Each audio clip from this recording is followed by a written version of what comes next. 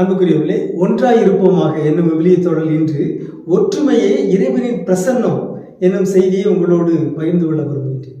அன்புக்குரியவர்களே, எங்கெல்லாம் மக்கள் ஒன்றாக இருக்கிறார்களோ அங்கே கடவுள் இருக்கிறார்.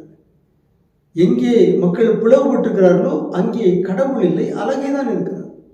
எங்கெல்லாம் சண்டை சச்சரவுகள் குடும்பங்களில், ஒரு சமூகத்தில், ஒரு அன்பியத்தில், ஒரு பங்கில் பிளவுகள், சண்டை சச்சரவுகள் இருந்தால் அங்கே கடவுள் இருக்க மாட்டார், அழகே தான் இருக்கும்.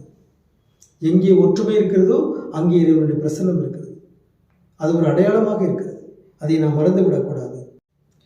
மத்தேயு நற்செய்தி 18ஆம் அதிகாரம் 20வது இறைமொழியில் நாம் வாசிக்கின்றோம். இயேசுடைய ஒரு வாக்குறுதி, 2 அல்லது 3 பேர் என் பெயரின் பொருட்டு எங்கே ஒன்றாக கூடியிருக்கின்றார்களோ அங்கே அவர்களிடையே நான் இருக்கிறேன் என உறுதியாக உங்களுக்கு சொல்கிறேன் என்று உறுதியாக சொல்லியிருக்கிறார்.